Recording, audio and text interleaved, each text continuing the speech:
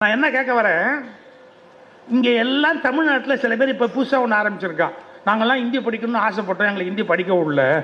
எங்களை மட்டும் ஹிந்தி படிக்க விட்டுருந்தா நாங்கள் அப்படியே வானத்தில் போய் கொடி ஏற்றிருப்போம். நாங்கள் அப்படியே போய் என்னென்ன அற்புதம்லாம் பண்ண முடியுமோ அவ்வளோ அற்புதமும் பண்ணியிருப்போம். எங்கள் தலைமுறை 2 தலைமுறையை நாசமாக்கிட்டாங்க, ஹிந்தி படிக்க விடலை அப்படின்னு. நான் கேட்குறேன், வடக்கத்திக்காரங்களை ஏன் இங்கிலீஷ் படிக்க சொல்லலை? கட்டாயமா இங்கிலீஷ் படிங்கடா. நாங்களும் இங்கிலீஷ் படிக்கிறோம், நீங்களும் இங்கிலீஷ் படிக்கிறீங்க. அவன் தாய்மொழி அவன் படிக்கிற தாய்மொழியை படிங்க, இங்கிலீஷை படிங்க. தாய்மொழியை படிங்க, இங்கிலீஷை படிங்க. இந்த நாட்டில் பிரச்சனையே கிடையாது. நமக்கு ஹிந்தி மேல வெறுப்பு கிடையாது.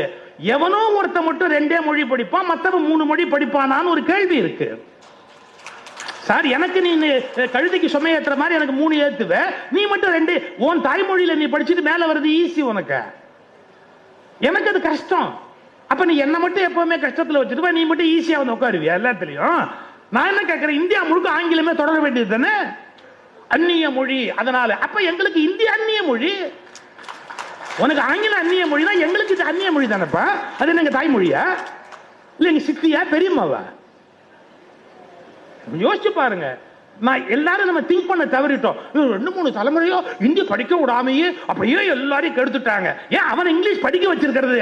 படிக்க வச்சிருக்கலாம், வரலையே. அங்க போய் பாருங்க, அப்ப தெரியும் அவங்களுக்கு. அவன் பேசுற இங்கிலீஷை கேட்டு பாருங்க. தமிழை இங்கிலீஷ் பேசுற மாதிரி இந்த உலகத்துல எவனும் இங்கிலீஷ் பேச முடியாது, தெரியுமா?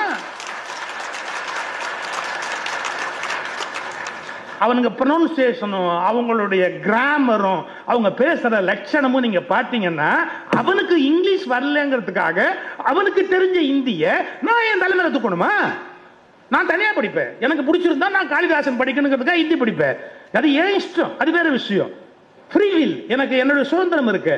ஆனா என் தலைமையில தூக்கி நீ வைக்காத, நீ அதை கட்டாயமாக்காத. நான் படிப்பேன். 2க்கு வித்தியாசம் இருக்குல்ல.